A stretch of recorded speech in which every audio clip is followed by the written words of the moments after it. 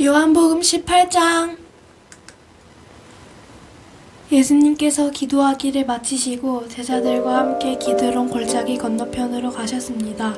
그곳에는 올리브 나무 정원이 있었습니다. 예수님과 제자들은 이 정원으로 갔습니다.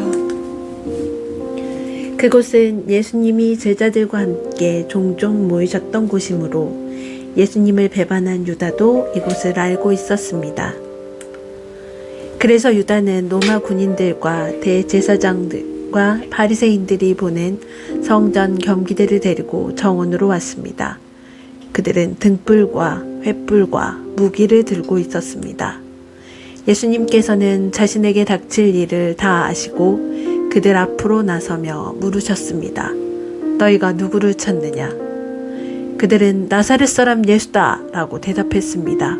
예수님께서 그 사람들에게 내가 그 사람이다 라고 말씀하셨습니다. 예수님을 배반한 유다도 그들과 함께 거기에 서 있었습니다. 예수님께서 내가 그 사람이다 라고 말씀하셨을 때 사람들은 뒤로 물러나 땅에 엎드렸습니다. 그러자 예수님께서 다시 물으셨습니다. 너희가 누구를 찾느냐? 그들이 나사렛 사람 예수다 라고 대답했습니다. 예수님께서 말씀하셨습니다.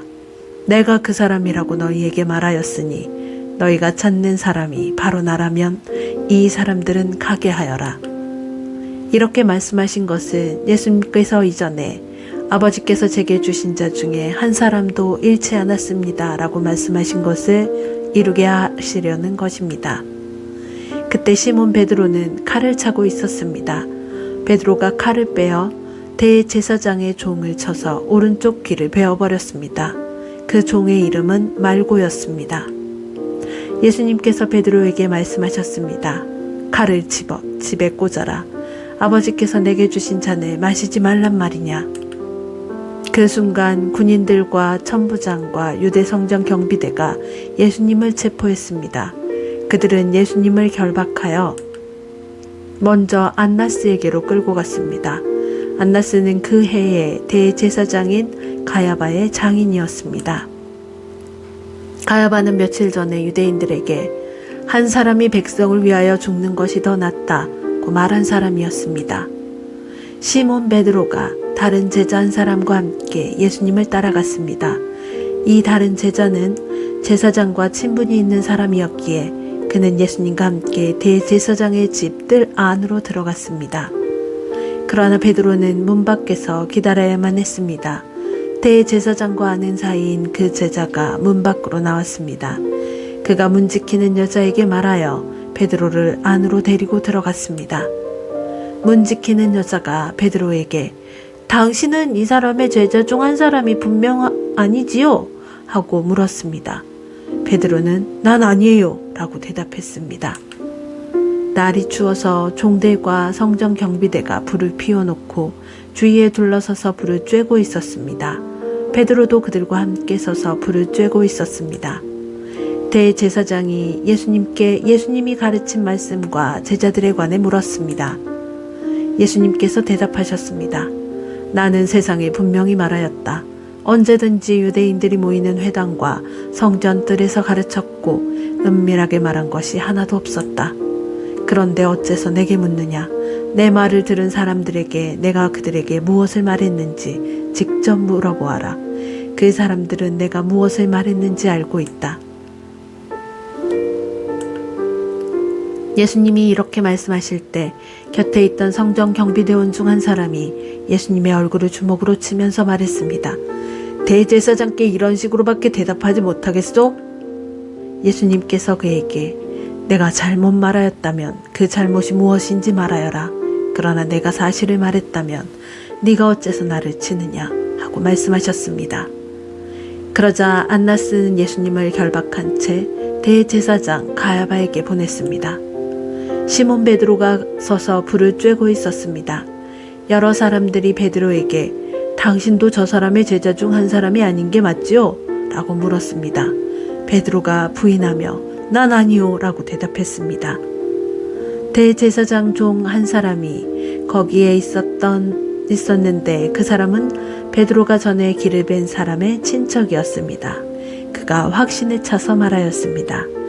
내가 당신이 그 사람과 함께 정원에 있는 것을 보았소. 베드로는 다시 부인하였습니다. 그러자 바로 그 순간 닭이 울었습니다. 그들은 예수님을 데리고 가야바의 집에서 로마 총독의 관저로 갔습니다. 때는 새벽이었습니다. 유대인들은 몸을 더럽히지 않고 유월절 음식을 먹으려고 총독의 관저에 들어가지 않았습니다. 그래서 빌라도가 직접 밖으로 나와 유대인들에게 물었습니다.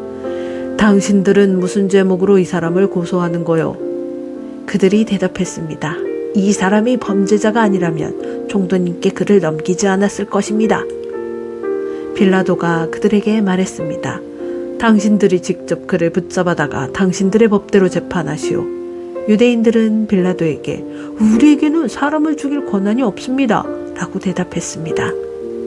이로써 예수님께서 자신이 어떠한 죽음을 맞을 것인지에 관해 전에 하셨던 말씀이 이루어졌습니다. 빌라도는 다시 관저로 들어갔습니다. 그리고 그 안으로 예수님을 불러들여 예수님께 물었습니다. 당신이 유대인의 왕이요. 예수님께서 말씀하셨습니다. 이것은 내 스스로 하는 말이냐 아니면 다른 사람들이 나에 관하여 네게 한 말이냐. 빌라도가 대답했습니다. 나는 유대인이 아니오. 당신의 민족과 대제사장들이 당신을 나에게 넘겼소. 당신은 무슨 짓을 행했소? 예수님께서 대답하셨습니다. 내 나라는 이 세상에 속하지 않았다. 만일 내 나라가 이 세상에 속한 나라였다면 내 종들이 싸워서 내가 유대인들에게 잡히지 않게 했을 것이다. 이제 내 나라는 이 땅에 속한 것이 아니다. 빌라도가 말했습니다. 그렇다면 당신이 왕이란 말이요? 예수님께서 대답하셨습니다. 너는 나에게 왕이라고 바르게 말하는구나. 사실 나는 이것을 위하여 태어났으며 이것을 위해 세상에 왔다. 나는 진리에 대해 증언하려고 왔다. 진리에 속한 사람은 내 말을 듣는다.